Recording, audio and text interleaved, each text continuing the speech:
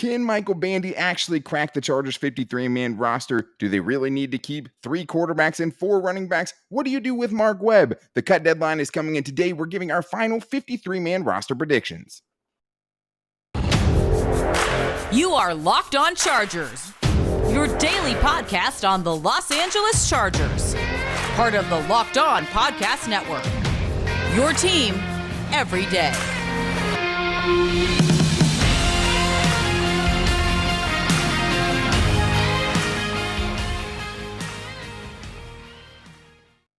What is up, and welcome into the Locked On Chargers podcast. I'm your host, Daniel Wade, joined as always by my co-host, David Droegemeier, and we've been covering the Chargers together for over 6 seasons now. We're headed into our 5th season as the host of the Locked On Chargers podcast, bringing you your team every day. Thank you guys so much for making us your first listen today, and to make sure you never miss the show, go subscribe to the Locked On Chargers YouTube channel, and also follow the show for free on all platforms wherever you get your podcast from. But David, the cut deadline day is Tuesday. We are going to know who is making this Chargers 53-man roster, and there's a lot of things that are up in the air at this point, including, what do you do with Michael Bandy, who had a huge preseason but maybe doesn't fit the best? Do you really have to keep 3 quarterbacks and 4 running backs, even if some of those guys maybe didn't win in their, competition, their battle for whatever spot that is? There's a lot of things, but I think there's a lot in the secondary as well. Like, what do you do with Mark Webb? How does this cornerback room play out with the injury to other guys that are deeper on the roster and the uncertainty around J.C. Jackson? There's so much to get into, and I think the edge and linebacker and how that's all kind of mixed and matched because of Kyle Van Noy is also something that's very interesting as well. But this episode is brought to you by Brightco Jewelry and Watch Insurance. Brightco brings you comprehensive and fast and affordable jewelry insurance for as low as $5 per month. Check out your special offer for Locked On listeners and get covered in under 2 minutes at bright.co/lockdown. That's bright.co/lockdown. So, David, I think the biggest guy, we were kind of pulling for didn't know if you'd make the team is Michael Bandy. So let's start on the offensive side and how we're going to build this roster out. Did you find space for Michael Bandy on your final roster prediction? Daniel, I wish I did. I really, really do. Just looking at how Michael Bandy performed all throughout, the entire offseason program, showing up OTAs, showing up in training camp, making plays left and right, getting and earning the trust of his quarterbacks and his coaches. Michael Bandy has absolutely nothing to be ashamed of because he went out there and did everything he possibly could to win a roster spot. But unfortunately, with the Chargers, there just really isn't space for a 6th wide receiver. So, of course, my wide receivers here are Keenan Allen, Mike Williams, Josh Palmer, Jalen Guyton, and DeAndre Carter. And that's exactly who made my list as well, just because I think especially last year when you saw them cut Tyron Johnson and the reasoning was, he doesn't bring on special teams. We know those 5 guys are pretty much in stone. I'd be shocked if any of those 5 receivers don't make the roster. I'd be surprised at this point if Michael Bandy did, because I don't know if he showed enough on special teams as a return man, and you already have a return man in DeAndre Carter. So I don't know if it makes sense, but was a dude that absolutely earned a roster spot. Hopefully he gets that with another team because the dude can flat out get open. I just don't think the Chargers are willing to part ways with any of the other 5 or create an extra spot, because I think they're going to keep guys at positions they don't necessarily need. And I look at quarterback and I look at running back when I come to that conclusion. We both have the same 5 wide receivers. We both have the same 4 running backs and 3 quarterbacks. Unfortunately, there's guys on this list that maybe didn't win their competition or their position battles, right, during the preseason or during training camp. And there's guys that will still end up making this roster based on what we've heard. So at quarterback, Easton Stick and Chase Daniel are probably both going to back up Justin Herbert. And at running back, we know the top 3, right? Josh Kelly, Austin Eckler, Isaiah Spiller, a 4th-round pick. You're not going to get rid of him. But I do end up thinking that Larry Roundtree David does make the roster, and the Chargers will go with 4, especially because of the injury to Isaiah Spiller. And it sucks when you see someone like Michael Bandy, obviously trying to keep his dreams alive and doing everything he can. And then there's other positions, though, where it's just, okay, well, a team philosophy is basically going to fill this room out, seemingly. Which, that's not the way it should be. I mean, the best players should earn roster spots, but unfortunately, you have this in the NFL. There is some times where tradition's going to win out, and the way that they have things constructed, from the top, that's going to happen in the vision of how the team is built. And so that's why you see a guy like Larry Roundtree make this squad when he really didn't run well enough to earn that role. I just don't think you saw him do anything explosive or anything that said, okay, that's special. That's something that is an added element Sure. to this football team. I don't think that you can see that in Larry Roundtree's game. Yeah, I think the other part of it too is neither, Letty Brown or Kevin Marks Jr. really did anything spectacular to be like, oh, No. hey, well, they stole that job. It seems like more like it's just a numbers thing, and he's the guy they'd be most comfortable with. But I do think that is a spot, that running back spot specifically, David, where Brandon Staley, one thing we've heard him say throughout this offseason, especially recently, is, hey, we're watching the entire NFL. Basically, we're waiting for other guys to get cut as well, right? And when Larry Roundtree averages, 2.38 yards per carry during the preseason, 13 carries for 31 yards, it's just hard to get excited about that. And it's nothing against Larry Roundtree. He was fighting an uphill battle coming into it, right? Because he also averaged 2.4 yards per carry in the last regular season. Did score a touchdown and look good near the goal line. But as far as what he brings to the table that the other running backs don't, it's hard to kind of separate him in that sense, right? And the same thing with, I would say, Easton Stick, because I think Chase Daniel showed you, especially in that last game, why he's clear-cut number two, right? He won QB2.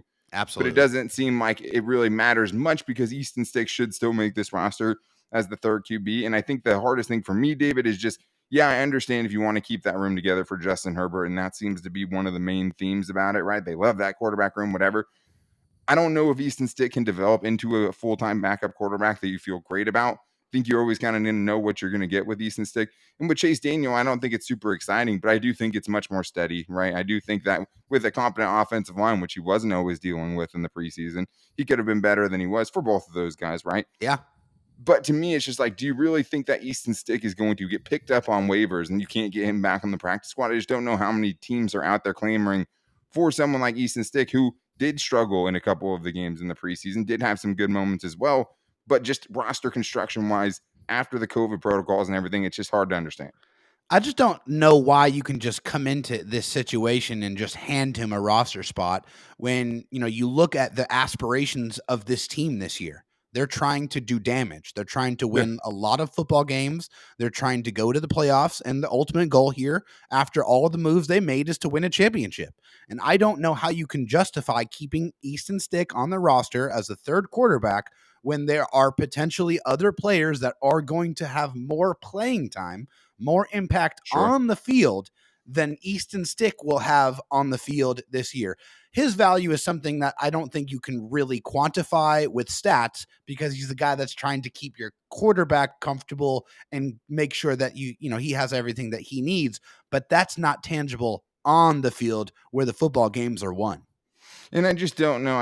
Herbert always, talks him up and says, hey, he's showing me all these things. And maybe he is, but it's just hard to imagine with what we saw from Easton Stick that he's teaching Justin Herbert much of anything. Right. And I understand, hey, how much is wide receiver 6 going to play if Michael Bandy makes the roster, right? That's a fair argument. And he probably wouldn't. He probably would be better off somewhere else where he'd have an easier way to find targets. But if someone gets hurt, like a DeAndre Carter, like he does seem my guy. Well, if you have him there, he is a nice replacement for it. Yeah. Maybe he's still on the practice squad, and maybe he gets in that way. But it just seems like there are other positions that have more attrition that could use more of those depth pieces there, guys to keep at the roster to keep progressing their development. Yeah. But the one I think we can be happy about here, David, is we both have a fullback making the roster. We both have Xander Horvath, the mustachioed man, as the queer fullback winner of that competition.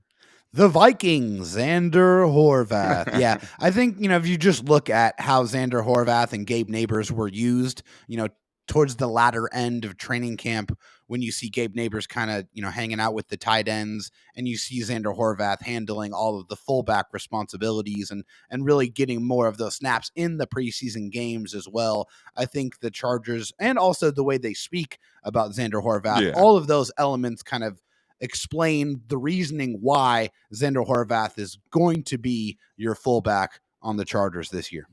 And I also think, not only does he bring more versatility, because he probably could be a kind of a goal line running back if you needed him to be that, but I think he probably has way more upside on special teams as well, just as an athlete, right? And I think if you are keeping that fullback, especially a guy like Gabe Neighbors was inactive a lot last year. You want that guy to be able to come in and play a lot of special teams, kind of like Steven Anderson did last year when he was the fullback in some way, right? But I think it gets even stickier, David, when you're looking at the defensive side of things here, especially in the secondary, where there's a lot of question marks and not a lot of answers. And we're going to talk about if someone like Mark Webb makes the team, how many edge rushers do the Chargers keep coming up in this draft cup when Kyle Van Noy is kind of both that and a linebacker, right? Can all of the linebackers still make the team with the uncertainty about where Kyle Van Noy is going to play? We're going to get to the bottom of it and do our final predictions on the safeties, edge rushers, linebackers, and corners coming up right after this. But before we get into that, I do need to tell you guys something that I wish I knew about when I had first bought the engagement ring for my wife, and that is Brightco Jewelry Insurance. Imagine, guys, that you have an elaborate proposal, right? It's on top of a waterfall, but then when you pull out the ring, it slips out. It's off the waterfall. It's into the abyss. And to make it even worse, your cousin was filming in the bushes. He puts it on social media, and now you're that guy all over the internet. But one thing that can make you feel much better about it is having insurance on that jewelry. And I just wish I knew about Brightco Jewelry Insurance. I would have stressed out way less because the guys at Brightco will make sure you get a replacement for the full value of that ring, whether it's lost or stolen or whatever. We all hate insurance, but the guys at Brightco have turned the whole experience around. It's probably the easiest thing that you can do for yourself this week, and you'll be very happy that you did it. No excuses. For $5 a month, you can get totally comprehensive coverage, and it won't take you more than 2 minutes on your cell phone. Just check it out at bright.co/lockedon. That's bright.co/lockedon. All right, David, we talked about a lot of the guys on the offensive side. I think those are probably the most interesting offensive battles, but I think at the same time, defensively, maybe the names aren't as big, but I think there's a lot of kind of confusion as to what's going to happen there. I think for this conversation, David, it starts with me with the secondary, because I think that, with Brandon Staley, they're all defensive backs, right? That's one of his things is they're all defensive backs, but I mean, it is safeties and corners to some extent. How it's all going to shake out, I'm not sure, but I only had 5 corners, David, when I ended up finishing my list that made the roster, and I had 5 safeties, but the hardest one was Mark Webb, because I just don't know. It seems like the team wants him. It seems like the team likes him. Maybe they're souring on him a little bit, but at corner, I had the guys you would expect: J.C. Jackson, Michael Davis, Asante Samuel Jr., Bryce Callahan, and Jasir Taylor, who comes in and is like a lock to make the team at this point as a 6th-round pick, which I think tells you how well he did. And then at safety, I have 5 guys as well: Derwin, Nazir Adderley, Alohi Gilman, who's now a lock, and he was a guy we weren't sure was going to make it at the beginning, right? JT Woods, because he's a 3rd-round pick, and Mark Webb, just because it's like, I can't make a better argument for one of these other corners. And I also don't know how much someone like Dean Leonard or Kamon Hall, 2 guys who could potentially have taken that spot, I don't know how healthy they are. Yeah, I mean, this was the one that was really, really difficult for me. Between these two groups going back and forth, because Mark Webb is a guy I've been wanting to watch, but that's the problem. He hasn't been on the field at all. You haven't seen him in any preseason games. He's been dealing with these nagging injuries pretty much the entire time he's been in the NFL. And it's like, you get this toy that you really want to play with, and then you don't get a chance to do it. It's so frustrating. So for me, this is why I really went back and forth with keeping Mark Webb on my 53 or taking him off. But I know Coach Staley really loves Mark Webb, and I think that's, on the bottom line. And also the uncertainty about what's going to happen with Kamon Hall, because I had Kamon Hall on my original 53 because I feel like, he's a guy that's, has another year in the defense. He's a guy that understands, plays a lot of special teams, but he got hurt and he got a head injury in that last preseason game. So you don't know what's going to go on with him and, how healthy he is. And you have to put that and keep that in perspective when you're trying to construct a 53-man roster. Yeah, and I think when you're talking about the secondary, there's also a couple of different ways that I could go. I mean, we both have it the same with those 10 dudes in the secondary. But the other thing is the Chargers, I think, still technically put Mark Webb on the PUP list, which would mean he would have to miss the first 4 games of the season. Maybe they even do that with someone like Kamon Hall, right? If they're not worried about missing him for the first 4 weeks of the year. I think if that happens, then maybe you see one of those guys like Dean Leonard sneak in, even after struggling, if he's healthy enough. Or you see a guy like Kamon Hall make the 53-man roster if they're feeling good about where he's at after his injury in the last preseason game. Because I do think you could see some fluctuation in this group, even if this is the first 53-man that comes out. I don't think that necessarily means, hey, this is how that is going to shape up, even as early as week 1. Like, even by week 1 against the Raiders, it could change, because the J.C. Jackson thing, David, does have to play a factor in it. And I think it's just, hey, I mean, if he can't go the first week or the first 2 weeks, then one of these dudes is almost automatically going to get brought up one way or the other. Yeah, I mean, of course, you don't understand. You don't know what's going to happen with J.C. Jackson. I think there's some optimism that he could be able to come back by week 1, but you just don't know. You just don't know. And you have to plan for the unknown because, hey, cornerback's an extremely important position, especially in this Brandon Staley defense. So, this is definitely a position group that I would look to see, if the Chargers find somebody that fits on their roster better, that gets cut from another team. Yeah, and last year they had 6, not including Mark Webb. Technically, they had 7, but they counted Mark Webb. So I had them obviously having 1 less than that this year.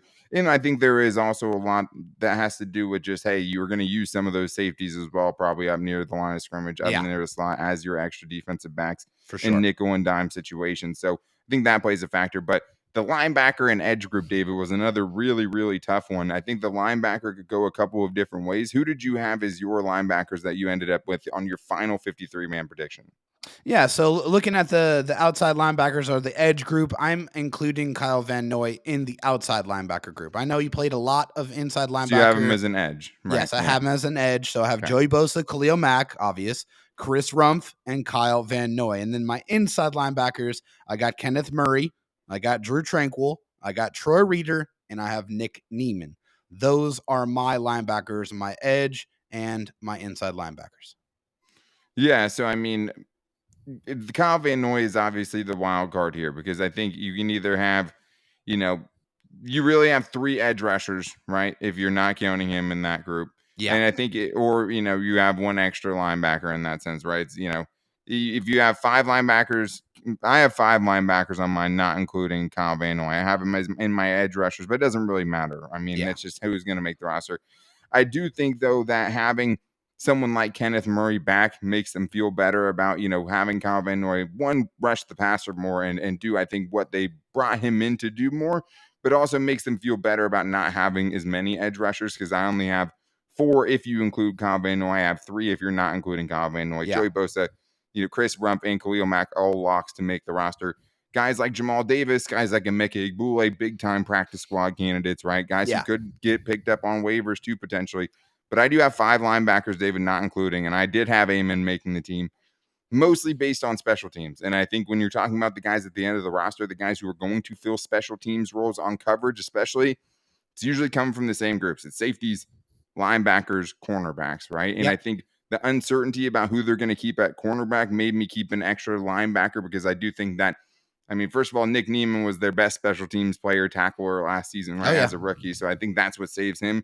And I think with Bong, he will be a guy that can play on pretty much every special teams unit and a guy I think that they like. So for me, he ends up making it on my 53-man roster. But I think the edge it could go both ways, right? They could take one, if they don't end up keeping Bong, maybe they do bring someone like Jamal Davis on or a Carlo Kemp, right? Or Emeka Egbule, all guys who had their moments in the preseason, David. Yeah, all fringe guys, right? Just and I think real close.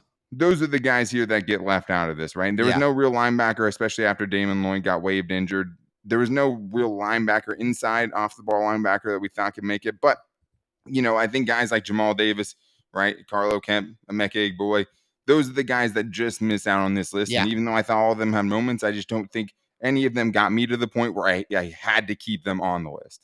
Yeah, that's where I was at as well. I definitely saw flashes. I liked how Jamal Davis set the edge. Felt like he was definitely a physical presence on the outside, was good in run support.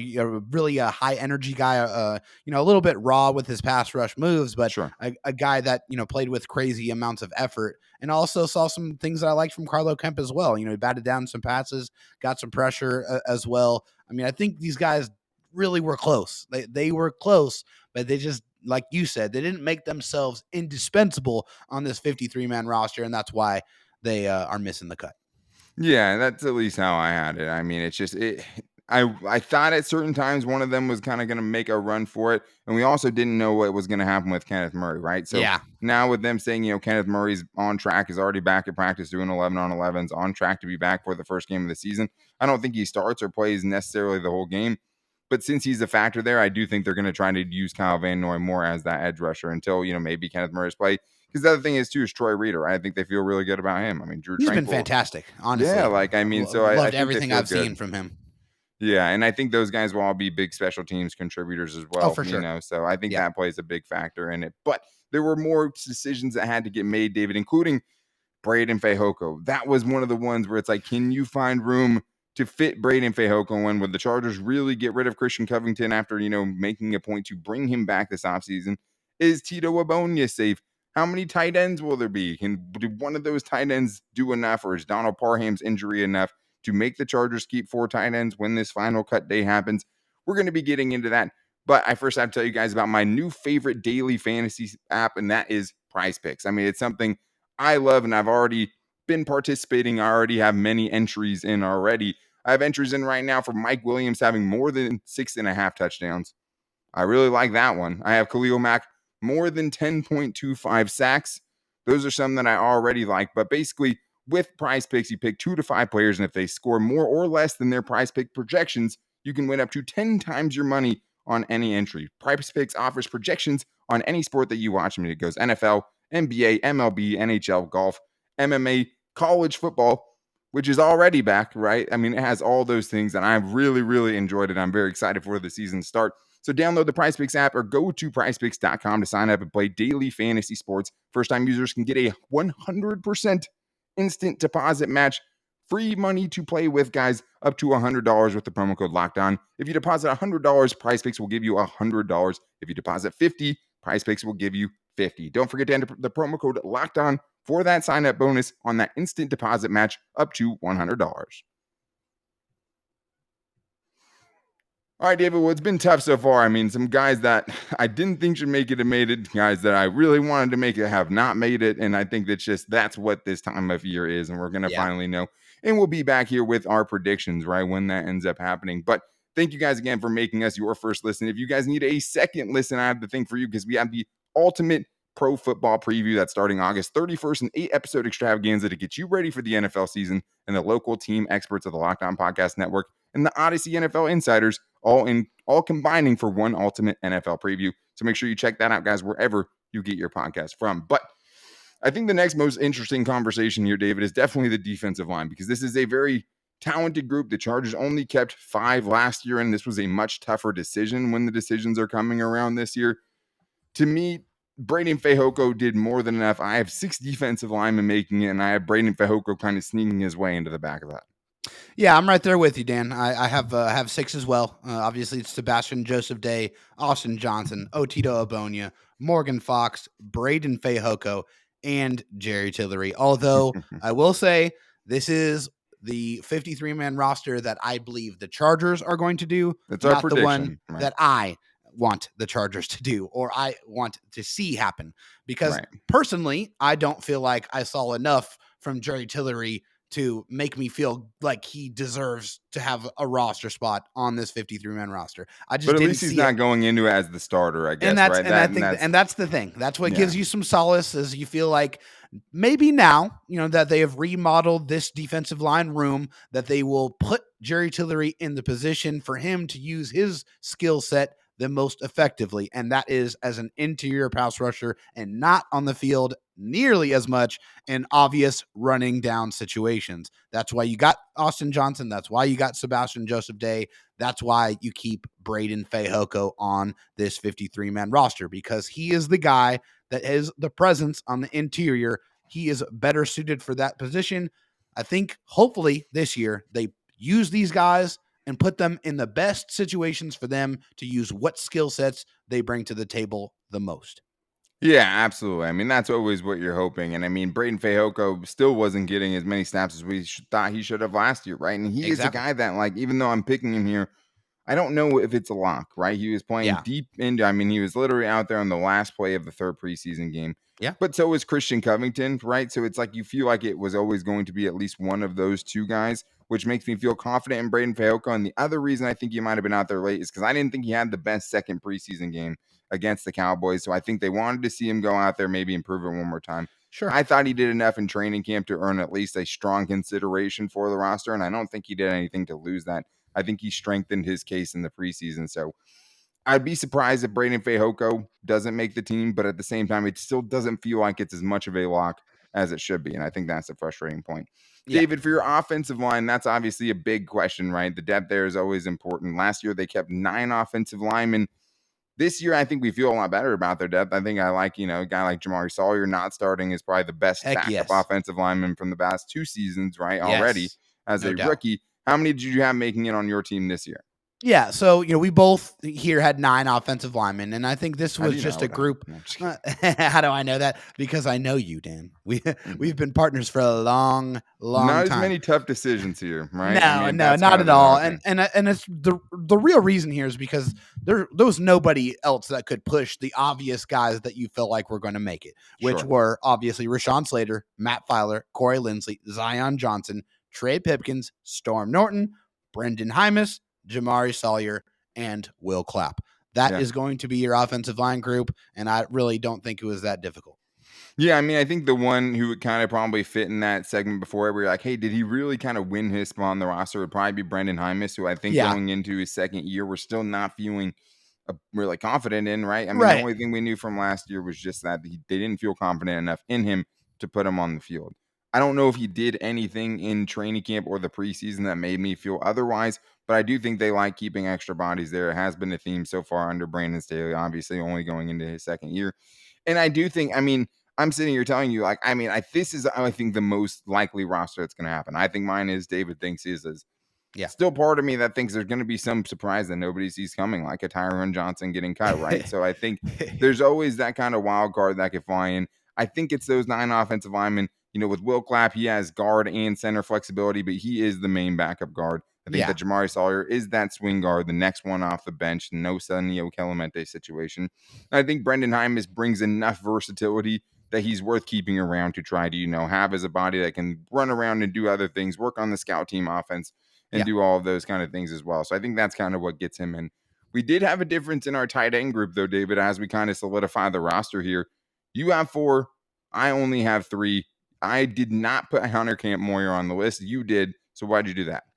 Yeah, so for the Hunter, So for Hunter Camp Moyer, him being my 4th tight end here, it's just there's some uncertainty with Donald Parham. We just don't know how what his situation is. If he's going to be coming back in time for week 1, and hey, having 2 tight ends active, I just think that's a little light, and I don't think the Chargers could really justify going into the season with only 2 healthy tight ends. Now I have him on my initial 53-man roster, but I do feel like this is another guy that is a very strong candidate to be potentially replaced if the Chargers find another tight end that gets cut that they feel like would fit better than Hunter Camp Moyer. Yeah, and I don't think Gabe Neighbors is making it here as a tight end, right? Even if he moved over there a little bit. I don't think, Sage Shirai ended up getting hurt, even though I thought he was pretty impressive early on. I don't think he did enough. It probably was going to always come down to Cromanoke and Hunter Camp Moyer, Eric Cromanoke, I should say. And I almost gave it to Eric Cromanoke just because of the disgusting move he put on that safety in that last preseason game. The head fake was brilliant. Wide open on 4th down. Just left the safety in the dust. And, it seems like he has pretty solid hands. Hunter Camp Moyer, the one thing going against him, he was about to have his best game and he fumbled in the last got the ball game. ripped But I don't out. think there's a ton of separation there. Both of them seemed about the same as far as run blocking went. There wasn't one guy who I thought was, dominant in that sense, which could maybe separate him in this case because the Chargers don't really have that guy outside of Trey McKitty kind of developing into that guy. Trey McKitty's safe. Donald Parham is safe. Gerald Everett, I think, is in for the best season of his career. Yes. And I think the nice thing here, David, is that you have 2 weeks, right? Until the first game, more than 2 weeks from the last preseason game to when the Chargers kick off on September 11th. Hopefully Donald Parham can get healthy because if he's not, and we're going on mine, somebody else is going to have to kind of, step up there and they're probably going to bring up a 3rd tight end. And I think they should have a good chance at Cromanoke and Hunter Camp Moyer because the one thing is, hey, you didn't really do much in the preseason, right? That can kind of work in your favor to some extent because I don't think a bunch of people are lining up to go sign one of these guys or pick them up off the waiver wire, right? So I'm sure they'll have a backup tight end. If Donald Parham, who had a soft tissue injury that's kept him out a couple of weeks already, if he can't come back from that, then we'll see kind of what happens, right? We'll see if they end up bringing up someone else. I think that's a likely scenario if he's not able to come back. And then specialist, David, we all know who's going to make it. It's going to be Josh Harris, the long snapper. It's going to be J.K. Scott, the punter. It's going to be Dustin Hopkins, the kicker. How are you feeling about the unit? Which is nice because, hey, last year the kicker situation was far from a foregone conclusion. Didn't miss a field goal. Now there is some consistency in that room, and hopefully that bleeds over into the regular season with a much improved special teams unit. One the hard thing is, David, is we saw 2 return touchdowns, right? So I don't think that's going to make anyone feel good about the Chargers special teams unit, but I do think, at least in the case with J.K. Scott, like, you see what attracted them Oh, to yeah. him, right? I mean, the Definitely. directional punting, the getting it inside the 20, hang time. going for the corner, hang Yes. time number one. He has way more hang time than crazy. Ty Long. His distance is only average. I'll be the first one to admit that, right? Yeah. He's not booming 60-yard punts down the field. Most of them are No. between, 40 and 45-ish yards, maybe 40 and 50 yards. Not a huge. It's weird though. You'd think if someone could kick it that high, they could just kick it like a little bit farther and like a little bit less high. But maybe it's harder than that to be a punter in the And NFL hey, maybe they're game. saying, hey, I want the hang time because I want my unit to get down there and get in position. Sure. And I mean, even on the touchdown they gave up, the punt return touchdown, like, it gave them enough time. Dean Leonard had a free shot at the returner and just whiffed. So, I mean, it is one. And, some of those guys won't be out there on those actual special teams unit once the season starts. But there's a ton of pressure on these three guys. I mean, it would have been great to see Dustin Hopkins hit that second 50-plus yarder. It really would have been in that game. I mean, I think we all would have been really happy. It's like, hey, 2 from 2 for 50-plus. I'll take that. I mean, for a Chargers kicker, I mean, I'll take anything over 50% from 50-plus yards. He's very consistent. He hits all his extra points, right? He's not giving any free points away from the most part. He's at game winners, and he's missed kicks in big moments. But I do think there is some stability there, and I don't think it's bad that the Chargers are going with Dustin Hopkins. I like that they're not on the kicker carousel right now, and hopefully he can gain confidence, right, and be his best self and be a solid foundational kicker for this team, so they're not thinking about it for a while. But can't wait to react to the guys that get cut. We might be back here tomorrow talking about a bunch of guys that get cut. Just because they have to have it done by Tuesday doesn't mean they're going to wait till Tuesday. So you'll always be back with our reactions and everything latest from the Chargers. So make sure, if you guys don't want to miss that you're subscribing to the Locked On Chargers YouTube channel and also following the show for free on all platforms wherever you get your podcast from. We have a huge guest coming up later on in the week, so you're definitely not going to want to miss that. David's been working hard to get this guy on the show. It's not a player, but when you're talking about Chargers football, he's definitely one of the top people you think of when it comes to that. So we're very, very excited, and hopefully we can get that done for you guys later in the week. But you can also find the show to make sure you're not missing big interviews like that wherever we post our social media. So on Twitter, it's at LockedOnLAC, at Locked On Chargers on Instagram, and on our Locked On Chargers Facebook page. We also posted to each of our social media accounts. You can find me on Twitter at Dan Talk Sports and David Droegemeier on Twitter at DroTalkSD. Nothing happens tomorrow. Maybe we'll do Twitter Tuesday. So you might want to follow us on Twitter just to make sure you don't miss out on that. But we'll be back with you guys with the latest reactions and the best interviews. The season is coming, guys, and we can't wait to talk to you. So we'll be back with you guys tomorrow. Until then, take it easy and go Bolts.